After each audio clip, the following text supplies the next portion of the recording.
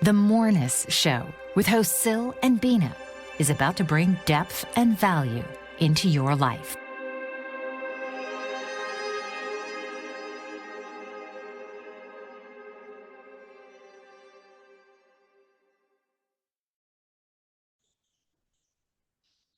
Hello and welcome everyone to today's live with today's bonus show with Sil and Bina. Today we are going to share thoughts about how AI is overwhelming many of us, and because it's an overload of information, some ethical concerns also I feel, and also the AI rapid rise in our culture, in our society, and of course in our lives is making us feeling a bit uncertain about our future, kind of like stressed also. Some are really enjoying and really okay, excited about it, but many of us are still feeling stress and concerning about the future and how we are going to be in this AI-driven world, how we are going to navigate. So this is what we are going to talk about with Sil, and Sil is going to share some modest perspective on it.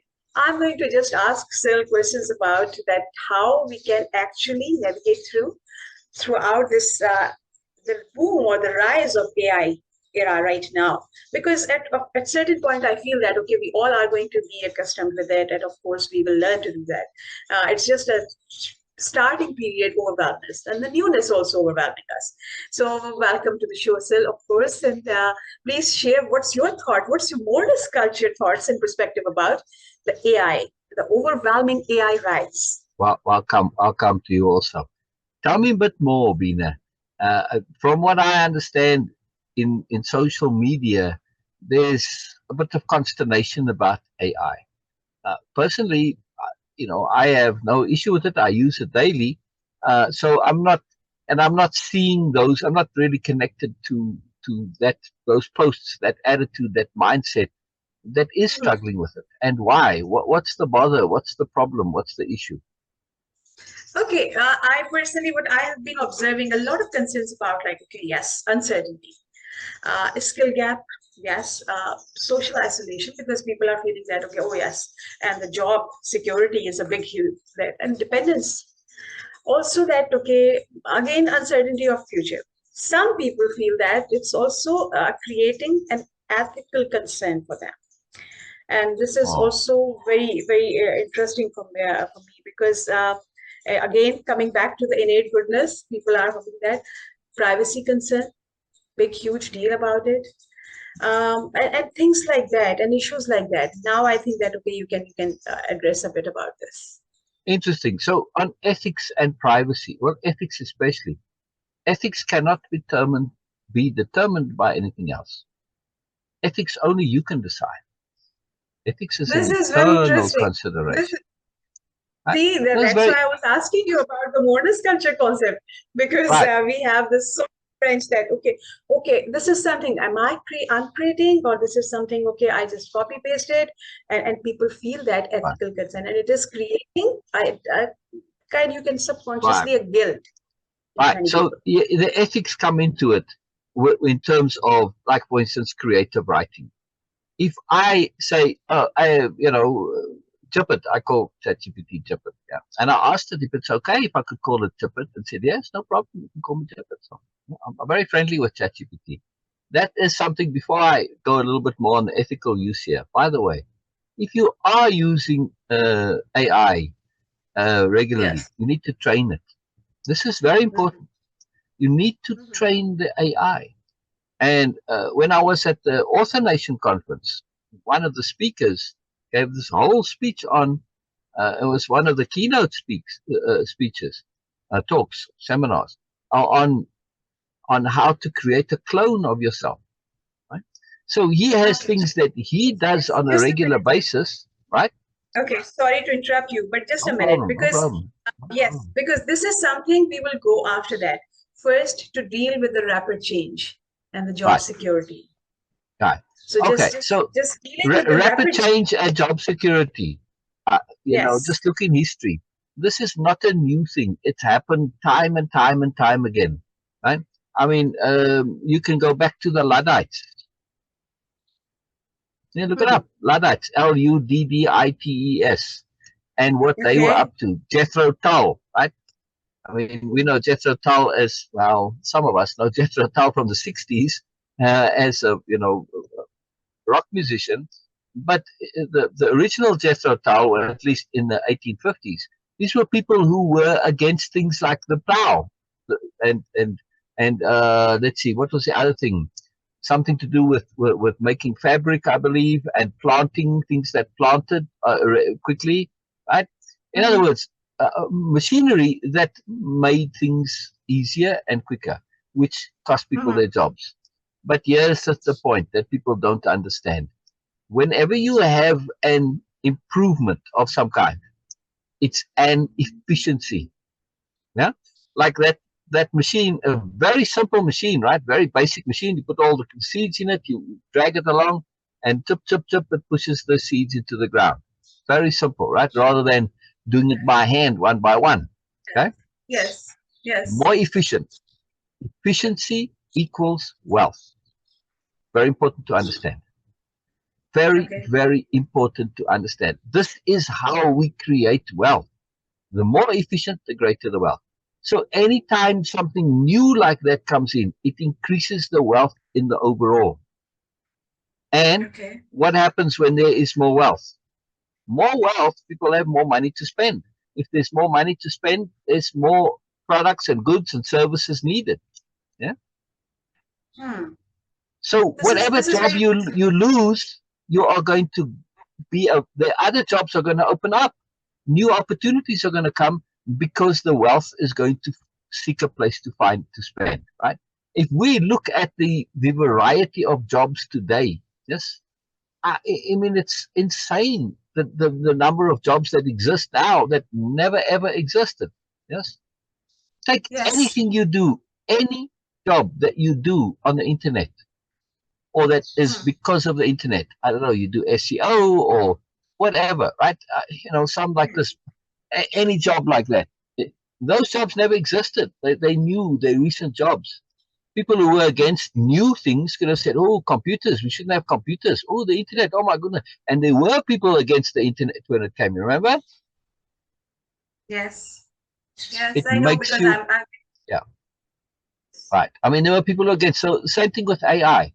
AI, to me, it's kind of over already. Anybody who's stressed about AI, you're a little late. It's too late now. AI is here, it's done. It's part of our culture, right? It's over. One thing to understand about AI. AI is actually not what it says it is. AI is a bit of a pretender. Sorry, AI, you're a bit of a phony. Jippet, you're a bit of a phony. All right, but Jippet didn't say it's AI. Jippet just does this, all right? But they're phonies. They aren't actually real artificial intelligence. Yep. I work with AI a lot. And I was just the other day, I have an invention that I was asking the AI to help me to make a blueprint out of. I want somebody to actually make it for me, right? I have a friend who's very competent, and I wanted to have all the dimensions and say, yeah, and there, and this goes here, and this goes there. Impossible. I could not grasp what I was trying to explain. And I have ridiculous patience. You can ask Bina. I tried to describe it one way. I tried to describe it another way. I kept on going, right? It just, some things I cannot do. All right. I had a very simple math problem. I play an online game called EVE Online, and it's out in space, and there are wormholes, and you can be inside the wormhole, and you can have your home wormhole, and okay, then others can come through the wormhole and attack you, but you can close the wormhole by taking too much mass through the wormhole and collapses it. So this is a known thing to do, right? But there's a calculation. You jump through to the other side, you jump back again. I tried to get the formula from AI to do this. I had to figure it out myself. I was kind of lazy to do it. It's just a math thing. Couldn't do it. This is very interesting, but coming back to the same point, that how to deal with the rapid change. I personally feel that I was expecting, of course, that Moreness culture have this concept of preempting. That, okay, how to deal with the rapid change is preempting. And of course, connecting with the bigger picture. There you go. There you go. There you go. I'm getting there, though. I'm getting there. So I want to just set the baseline to really make it clear that AI isn't this thing that people have said, like a rise of the machines in Terminator and all of this stuff, right? It is not an intelligence. It is a sophisticated program. That's it. And its skill is in mimicking, but that's about as far as it goes. I know many people who do the exact same thing that the AI does. They pretend to be intelligent, but they're not really.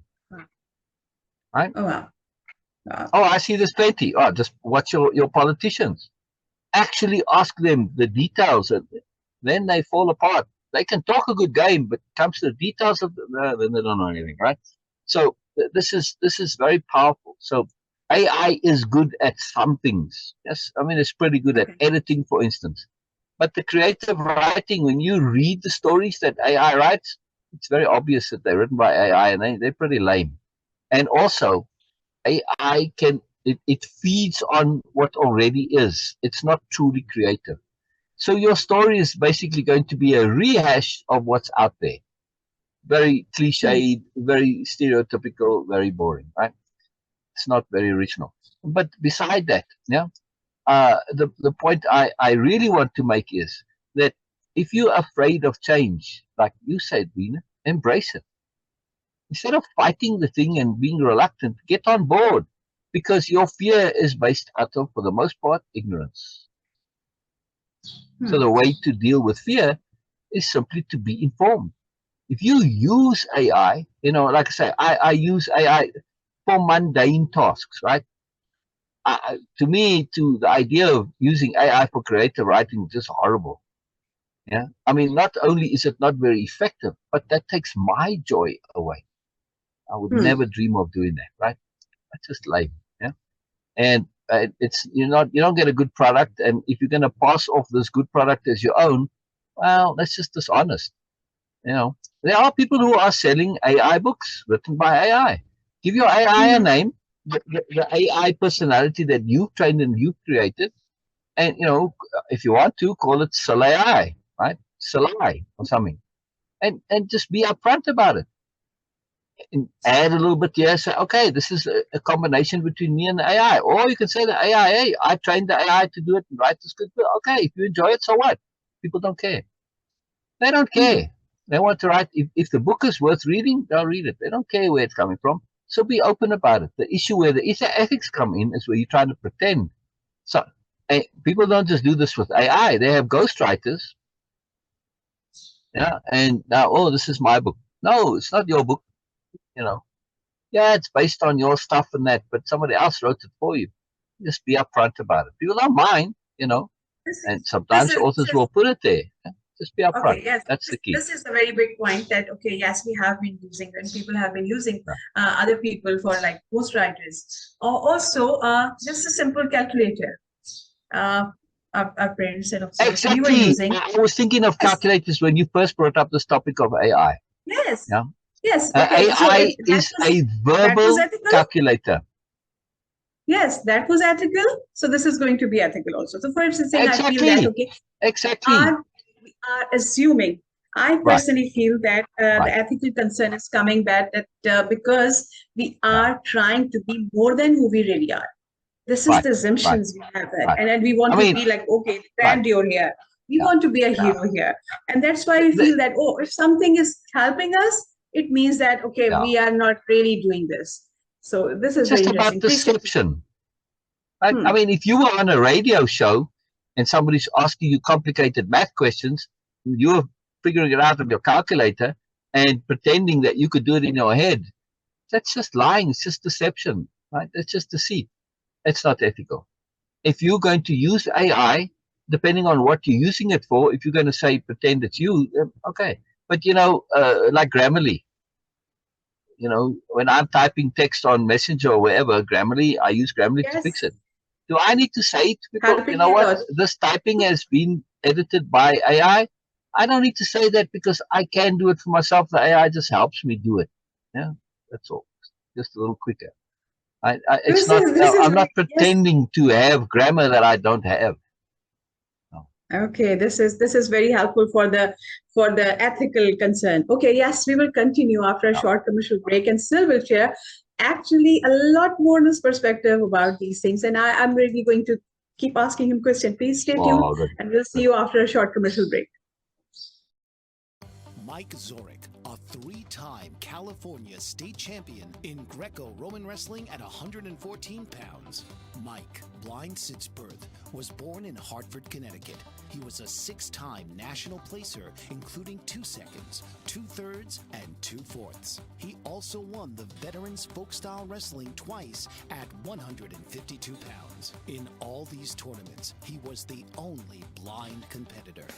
Nancy Zorek, a creative spirit whose talents have taken her to the stage and into galleries and exhibitions in several states. Her father, a commercial artist who shared his instruments with his daughter and helped her fine-tune her natural abilities, influenced her decision to follow in his footsteps. Ms. Zorek has enjoyed a fruitful career doing what she loves. Listen Saturday mornings at 12 Eastern for the Nancy and Mike Show for heartwarming stories and interesting talk on the BBM Global Network. Are you struggling to care for elderly parents or a spouse? Do you wonder if being a caregiver is making you sick? Are you worried about taking time off work to care for elderly parents and balance work, life, and caregiving? Has caregiving become exhausting and emotionally draining? Are you an aging adult who wants to remain independent, but you're not sure how? I'm Pamela D. Wilson. Join me for the Caring Generation radio show for caregivers and aging adults, Wednesday evenings, 6 Pacific, 7 Mountain, 8 Central, and 9 Eastern, where I answer these questions and share tips for managing stress, family relationships, health, well-being, and more.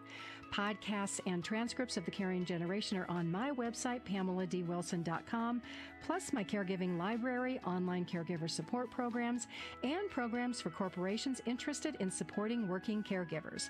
Help, hope, and support for caregivers is here on The Caring Generation and PamelaDWilson.com.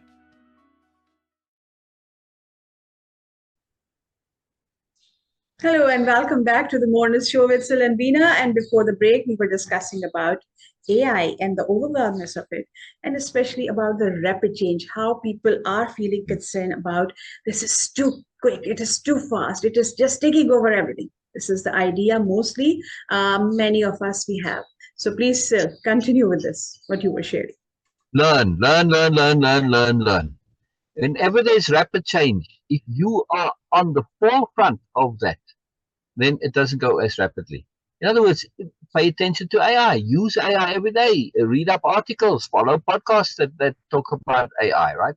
Get the newest trends and newest updates. When you do that and you know what's going on with AI, you're going to be waiting for the new stuff because you'll be ahead of the game. And then it won't be rapid. The change will come slower than you think because, where's all the new stuff now? All right, I know the stuff already. You're talking about stuff already new. It's not an issue. And you know what's going on. Then when you know what's going on, you can use it appropriately and you can adapt appropriately. The key is to adapt. And if you look at history, right, look when all these new technologies come out, they call them disruptive technologies, right? Whenever they come out, there's that period of disruption. But look at it from the overview perspective. We talked about overview perspective, I think, last week or the week before. Yeah. Yes. It was a topic also. Yes. When you look at it from an overview perspective, you see that society as a whole was not disrupted. All right. Well, think back when the cell phones came out. I mean, was there chaos in the streets? Was there, riots and looting and fires and God knows what? No. From a societal point of view, sociological point of view, or anthropological point of view, yes, it was disruptive. But disruptive doesn't necessarily mean negative. It just meant things changed. People got phones and that was it. Okay. We started using phones. It's not a big deal. Yes. And likewise with us, we're going to start using AI. I'm going to get to a very big point about it in a little bit. I first want to talk here about, in other words, about dealing with the disruption, supposedly, or the fear. Trust. Trust. Capital T, trust.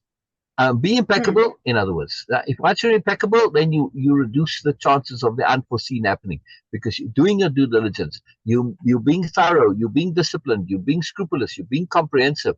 You're doing whatever you can do. Yeah? And then once you've done everything that you can do, you just trust after that. You trust the universe. and to bolster your trust, to support your trust. Let's look at the history. We have in our recent history, in most people's lifetimes, right? We've got all this massive change, came very quickly. And you're still here. Everybody else is still here. The world is still here.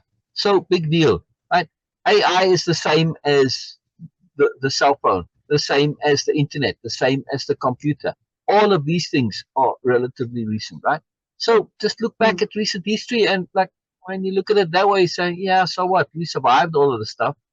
Yeah, you know, some jobs changed, this changed, that changed, whatever changed. But so what? You know, all the people making those old time landline phone lines, you know. Yes. See, they don't have a job anymore. So there's a misconception. Somewhere we have a misunderstanding, because the rapid change. Whenever we say the rapid change, it means that something is moving too quick for me, or for us. When something is moving too quick fast, for me personally, not. This is the problem, that because we are not moving at all. And then, of course, whatever speed AI or something is moving, we will see that, okay, it's too fast, it's too quick, because I am not moving, I'm not growing. That's why learning and growing is a crucial part of Moreness culture. And we always emphasize on that keep learning, keep growing yourself. And acquire new tools and learn the conception. Instead of learning new skills, like just by following the manuals, learn the conceptions. Once you understand the conception, then you will see the shift, that AI is not here to work by itself, but working for you. The concept of shifting, the idea that AI is here for you, not going to eliminate you. And that's a problem. And also I feel that it's a superiority idea, that we assume that, oh, AI is going to take over, because I don't have a trust in my understanding, that I just want to be superior, I want to be involved. If something is coming, like your future generation also, just take it as personally that, okay, your future generations have more skills, they have more different understanding, and they are doing things and planning things and creating things differently. This overwhelms you also. This is also overwhelming, that, oh yes, now we are feeling useless. Mostly the previous generation, or of course we are going to be in that generation too, that we feel that, oh, now we are useless, because we had the superiority idea that, okay, we always have to be on top. You don't need to be. And also, as you were saying, that incremental change, instead of just whining and complaining and feeling all about that, like, okay, yeah, so AI is going to take over the world. Incremental change, like we are using, and I think that, okay, most of us are using Grammarly in our daily regular life. Exactly. I think we don't mind that written text. We like, okay, yes, that's good. But when it comes to do some bigger things, like, okay, oh yes, now AI is going to take over my job. That's the problem. This is the problem. That's why we feel overwhelmed by the newness of it. Okay. I actually mind when people don't use Grammarly. Yes. Okay. Yeah, I recommend it to many people, you know, especially because I often deal with people who do English as a second language. Yes, I was doing that. I was purposely avoiding that to learn exactly what it is. So then when I have, because that's my new language and I want to sharpen my skills. But now I'm using it. It's not a problem for me. Exactly. So it's very simple. My perspective was different. Oh yes, a lot, tremendously, because it is making my friends' life much easier, because they were struggling to understand what I'm trying to say. Now it is much better, because writing is a different skill. Okay. Yeah, but also don't be a hypocrite, Bina. Not you, I mean people in general. If you're against AI, then why aren't you against motor cars? Exactly. Automation is a big, when motor cars first came out, there was a great resistance to them. All the people who had the horses and the horse carts and the buggy makers and all this. Right? It took a lot of jobs. It killed a lot of stuff, but it created other jobs in turn.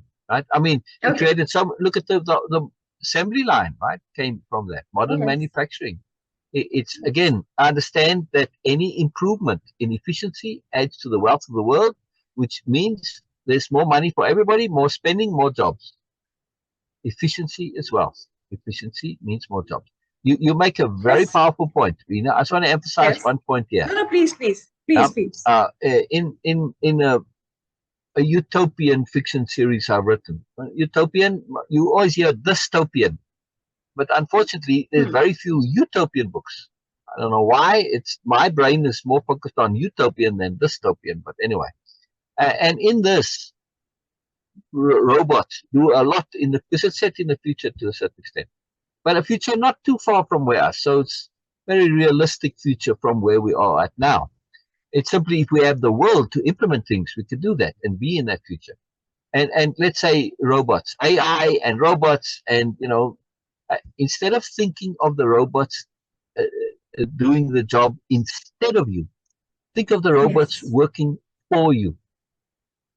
And there's a robot tax. If you want to use robots instead of hiring people to do the job, you pay a tax, and everybody gets a cut from that tax.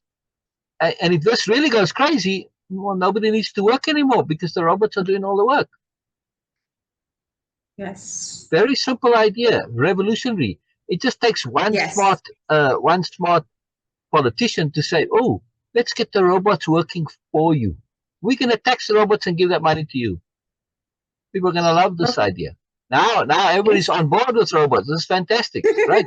And isn't this where we want to be as evolution takes us as a society, as a culture, as a civilization? Don't we want to evolve to the point where we can have technology doing the work for us and we don't have to be out there slaving every day? Of course, this is where we want to be. Think of that. Think of your children being in that situation where they can pursue their real goals, their real dreams, what really matters to them. They don't have to work. Right? They can be focused on the pursuit of themselves, their spiritual goals, whatever they want to do, doesn't matter. Right? Ideal. It's within our grasp, yes, to break free from the tyranny of work. But AI is just one of the steps on that path, right? Because obviously, if you want to have robots, AI goes hand in hand with it. So when you think of it that way, this is a massive step, right? And instead of this is so huge. Right. Yes. Again, take that point that you said, superiority, being threatened by things. If you're going to be threatened by stuff, be threatened by your computer. My computer can do a zillion things that I cannot do. Yes. Yeah. So why aren't you threatened by the computer? I'm not threatened by my car either. My car also can do things I can't do. Exactly. I can't go as fast as my car.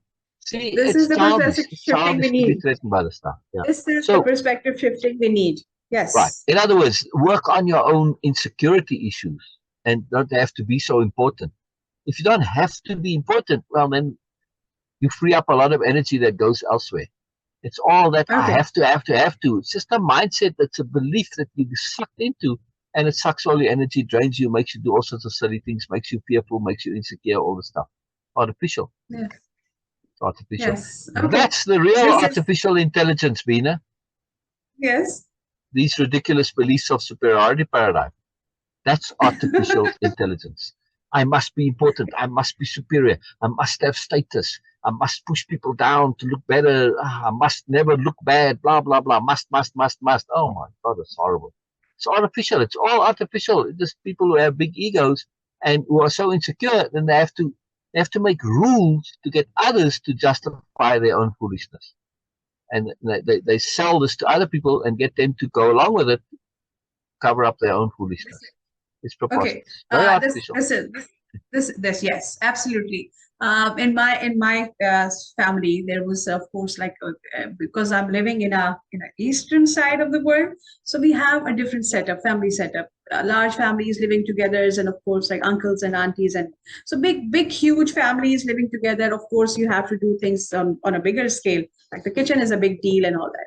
And in my granny's house, it was like, okay, we used to have house help. My mother says that, okay, always having the house help. A lot of people working in the house, and they always, my granny used to say that, okay, just learn all these things. And my mother says, like, we have this house help, so why I have to learn cooking? And she says that if you don't know how to do that, you will not get the job done right.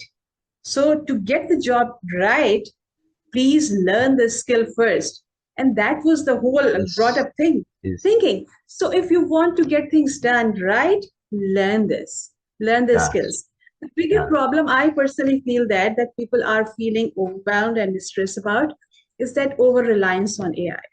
That, okay, yes, okay, I'm going to like leaving the decision making, thinking from your own mind that, okay, what you really want. This is the clarity issue also, that people feel that, okay, if I'm going to ask AI and it is going to do everything for me, then how I'm going to use my own mind, how I'm going to use my own creativity. Yes. And this is not a new issue. People have been giving over decision making to others throughout the ages. Gurus, spiritual advisors, priests, whatever, right? So we have a suspicion about AI that it is going to like really take over the world, and then we will be slaves. Right. But which AI? All AI is not the same. And yes, the thing to understand. You, right? Is this a concern we have? I think some people have it, yes, because of the Terminator movies, because they, this, I'll come to that point in a moment. But what you were saying, which is a very big point, people using AI can get reliant on it and stop thinking for themselves. Your house help point that your granny made. You need to know this is a very serious issue. Yes. People can get mentally lazy. But that means that, you are going to be unable to function really effectively when you don't have AI with you. Well, you must say, yeah, but in today's world, where do I go where I don't have this? Okay, fair enough. But still, for me, I like to have that internal competency myself, simply because that's something that I enjoy. But that's me. If you want to be dependent, that's your choice. It's just nothing that nobody can say that's not so. Exactly. Because dependency. That was my point. Yes. Right. That was my point. Well, and I was really keen for you to come back to this point. And we will continue. We will continue this after a short commercial break. And then really? Please elaborate. Okay. Yes, please elaborate this in detail. And we will see you guys after a short commercial break, and we will continue with this point. Dr. RC will share extraordinary resources and services that promote educational success, as well as making a difference in the lives of all social workers, as well as the lives of children, adolescents, and teens of today. She will have open discussions addressing many of the issues that we face about our youth and how being employed in the uniquely skilled profession of social work for over 18 years has taught invaluable lessons through her personal experiences. She will also provide real-life facts, examples, and personal stories that will confirm that why serving as a child advocate is extremely beneficial when addressing the needs of the whole child. Listen live to Dare to Soar, Saturdays, 10 a.m. Eastern on the BBM Global Network, and tune in radio as Dr. RC will provide thought-provoking information that will empower, encourage, and strengthen students, families, and communities across our nation. You can also visit her at soarwithkatie.com. Author, radio show host, and coach John M. Hawkins reveals strategies to help gain perspective, build confidence, find clarity, achieve goals. John M. Hawkins' new book, Coached to Greatness, Unlock Your Full Potential with Limitless Growth, published by iUniverse. Hawkins reveals strategies to help readers accomplish more. He believes the book can coach them to greatness. Hawkins says that the best athletes get to the top of their sport with the help of coaches, mentors, and others. He shares guidance that helps readers reflect on what motivates them, rediscover and assess their core values, philosophies, and competencies, find settings that allow them to be the most productive, and track their progress towards accomplishing goals. Listen to John Hawkins' My Strategy, Saturdays, 1 p.m. Eastern on the BBM Global Network and TuneIn Radio. When John is in the office. Okay, welcome back to the Moreness Show with Sil and Bina. And without further delay, Sil, please continue what you were saying before the break. I don't remember. Seriously? Okay. I need AI to help me. Wonderful. It was about dependency. If you're going to have things make you dependent, that's your choice. Personally, I don't like to be dependent. I like to have that competency for myself. And it gives one a great sense of joy and deliberateness. Also, change is always going to be with us. That's one thing we can depend on, is change. If you don't learn how to deal with change, you're always going to be out. You're always going to be struggling. So learn how to deal with change and you don't have an issue. Don't become dependent. Learn how to deal with change. You're fine. Absolutely. You're good, absolutely. Right? Also, I wanted to say, the dependency on AI, this is not a new thing. The dependency part. People have been giving over making choices since the dawn of time. Yeah? Well, the community that I grew up in, one of them, I grew up in a couple of different communities. The very first one, very small, very conservative. Everybody there, they were dependent on the church. The church told them how to live and what to do. Yes. It was an obedience culture to the church, right? Yes. And they were super good people. They were really trying hard to be good. They had come to believe that being obedient is good, which meant they listened to whatever the priest or the minister or the dominie would say, right? And this was a sad thing, because that works if the priest or the minister or whoever has ethics and scruples. But the church got to be influenced by politics, and they started preaching politics in the church. Terrible. And people went along with it because, well, that's what the church says. Eventually, they kind of woke up a bit and said, no, come on, this is no good. Respect. Right? So it's a very big deal. It's very similar to, you say, well, what about other examples? That's just one, anecdotal, personal. The samurai, same problem. Samurai culture, wonderful culture, Bushido, honor and discipline and, all of this good character qualities, yes? Yes. Honest and forthright. Yes. Bushido, wonderful culture. But also one of the key components of Bushido is loyalty, which is a fancy way of saying being obedient. Same problem happened to the samurai.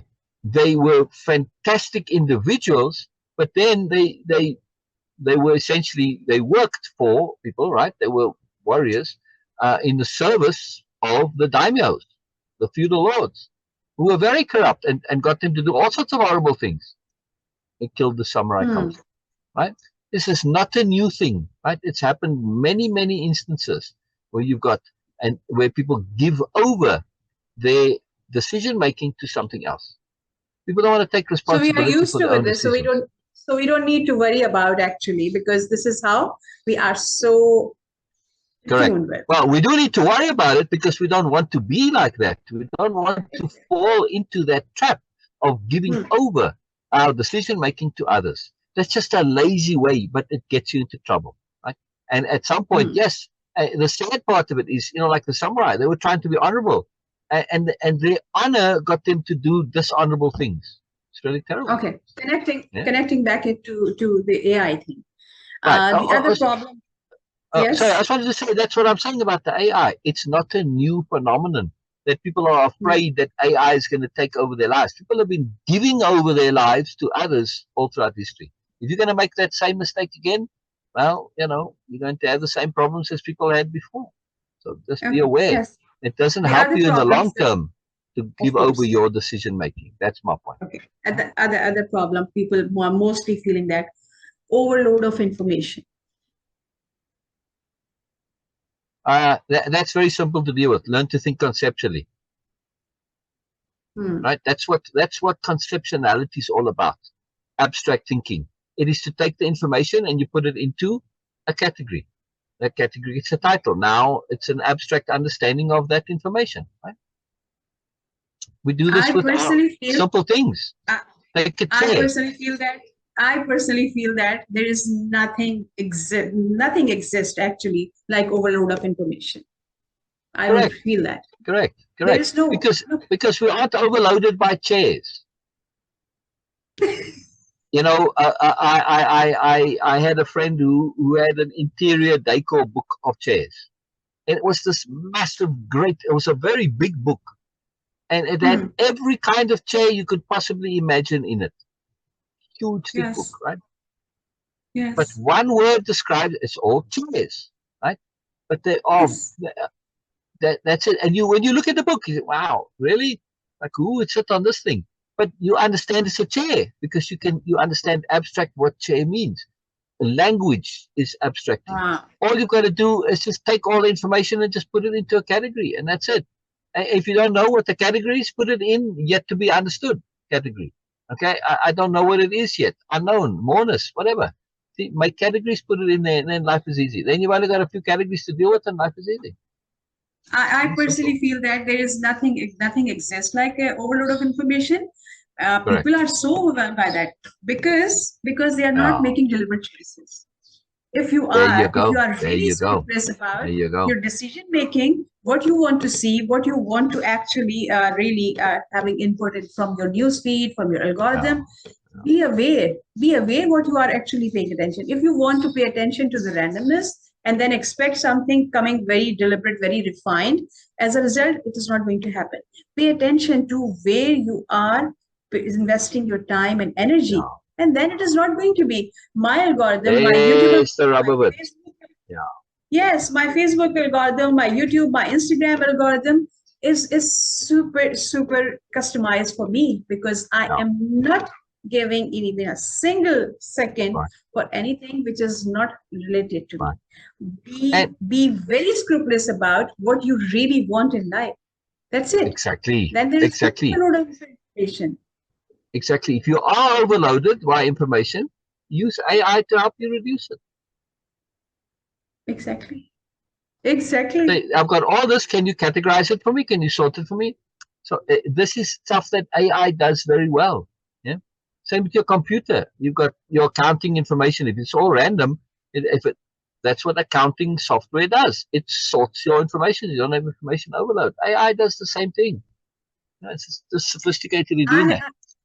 I have a very wonderful experience with AI, and I was asking for help that when I was trying to make a bridal dress for my sister, and it was a big, huge, like a 9-meter fabric, and I want to do the applique, and I was calculating.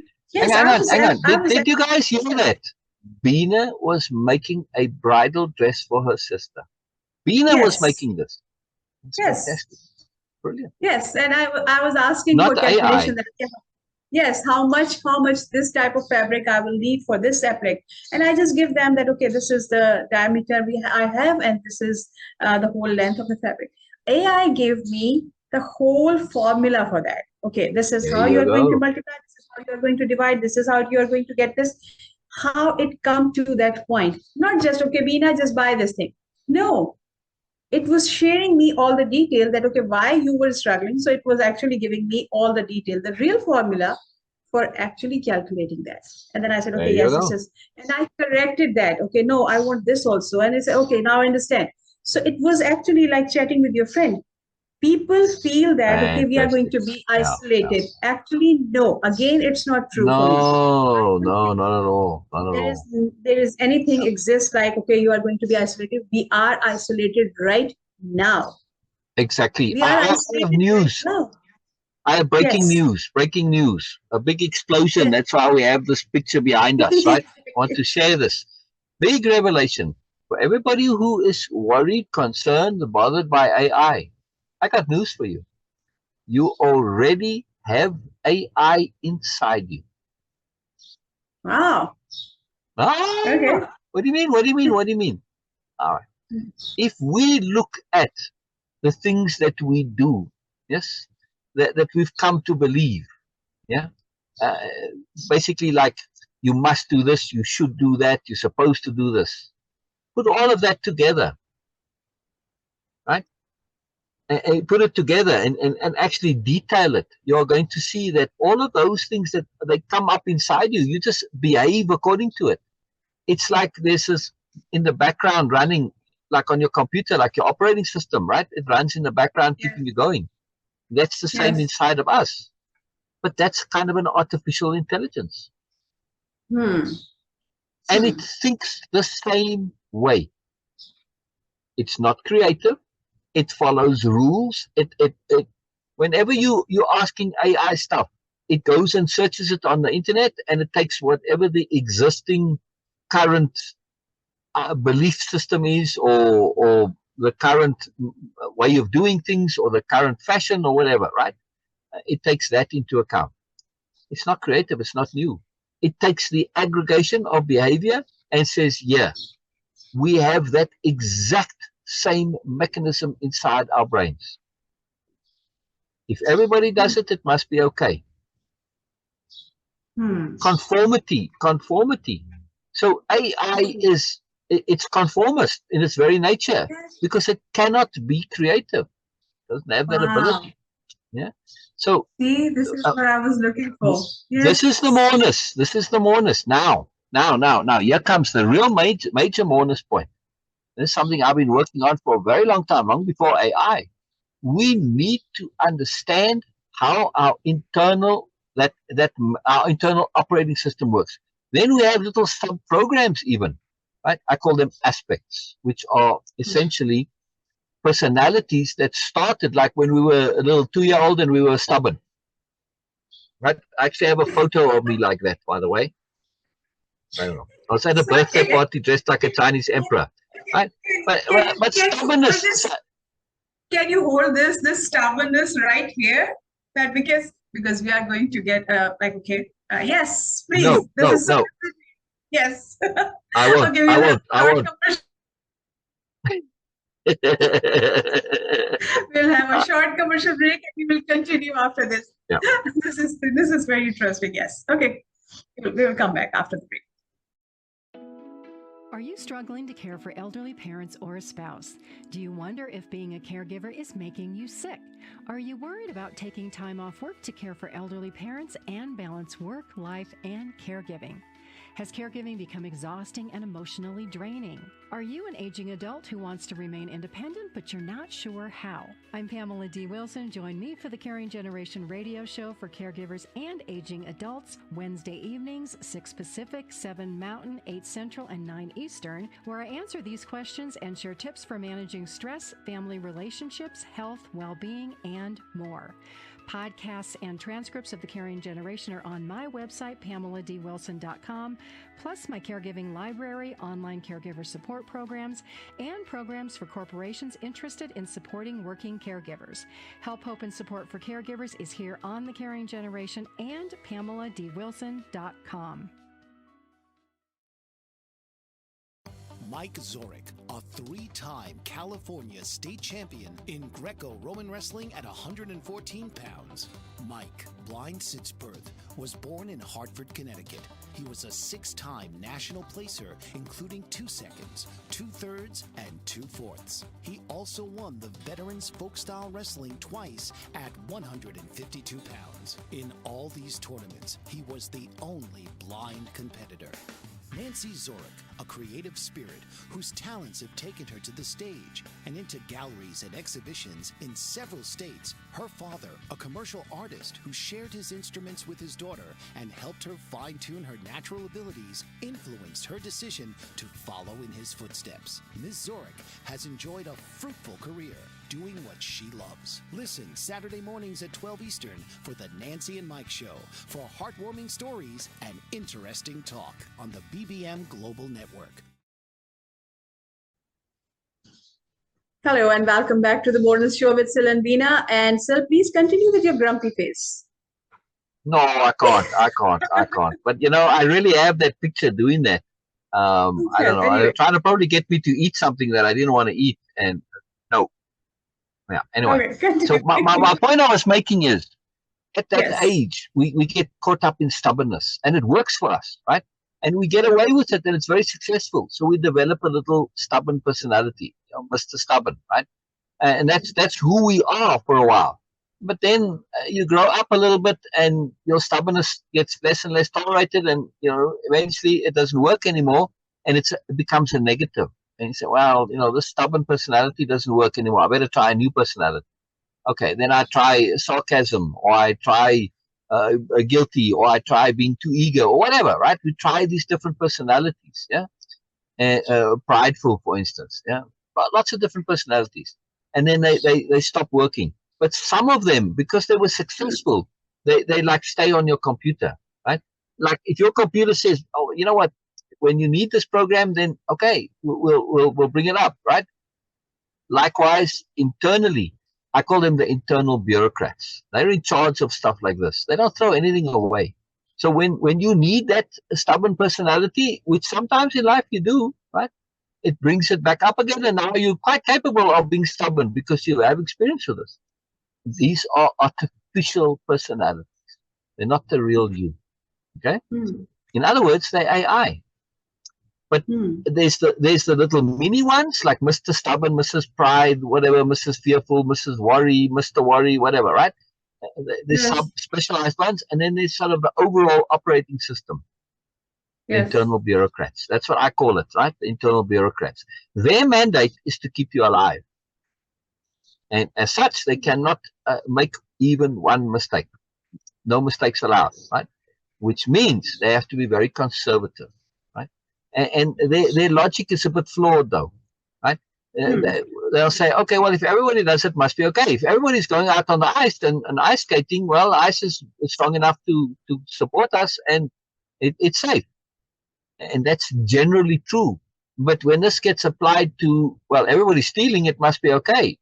Not so good, right? So, but inside this AI, that's the artificial intelligence, our brains do the same thing. Well, everybody's lying, it must be okay. I've seen that plenty, with this behavior, that people just, they don't really have their own morals. They take their morals from the group.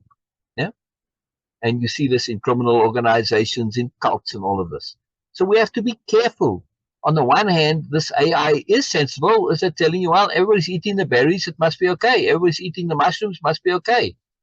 Well, they don't know about allergies, okay? Not necessarily. So the universe is telling you, you've got to learn discernment, because yes, that generally works, but not always. And likewise. Now, let's get to the moreness of it. When you are working with AI, and especially if you are working in detail, like I was working, trying to get AI to figure out something for me to help me and write it down. And I had to really communicate with the AI. If you work extensively in that way, right, you're going to see how AI thinks. It's limited and it is flawed. It is the same way as our internal inner bureaucrats, our internal AI, our internal operating system thinks. In working with AI, especially if you work in detail and you're paying attention to how the AI thinks, you're going to learn how you think. Wow. Incredibly potent. Wow. You're going to learn how that part of you that affects you, that affects your behavior. Whenever you do something and somebody says, why are you doing that? I don't know. That's just what people do. Whenever you say that, I don't know, isn't that what you're supposed to do? Is that what you should do? Isn't that what you must do? Whenever you say something like that, even if somebody doesn't ask you, but imagine they did, anytime you are behaving according to that, well, that's just what people do. That comes from your inner AI. It's not the same for everybody, right? We think so. Or isn't that what people do? No, that's not what people do. I grew up in a situation, somebody was telling a story. They said, oh, when we were kids and we went out shoplifting, like kids do. And I said, what do you mean like kids do? I said, yeah, when you're at that age, everybody goes and you go out shoplifting. I said, what are you talking about? I said, yeah, we used to go shoplifting. Then you go, I said, no, none of my friends did either. I never knew any kids in any community, anywhere in the whole country where this was a thing that you did. That was for criminals. Yes. If any of my friends had done that, same with Venus friends, we would have been horrified. We said, what's the matter with you? You criminals. But to those kids, it was acceptable. My point is not the same for everybody, right? So we grew up in different cultures, different communities. But paying attention to the things that you do automatically without thinking, that comes from your AI.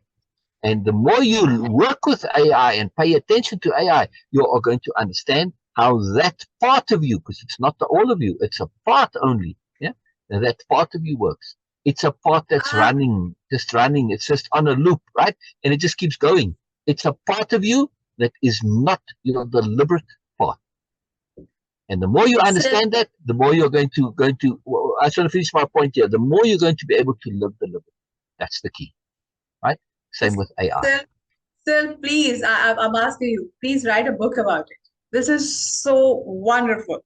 Really, I'm excited to read more about it, because the more I'm hearing from you, the more it is becoming more clear that, okay, how this AI is working. Well, so internal AI, yes. Yeah. Yeah. The book has actually started already. It's called Managing Mr. A. Perfect.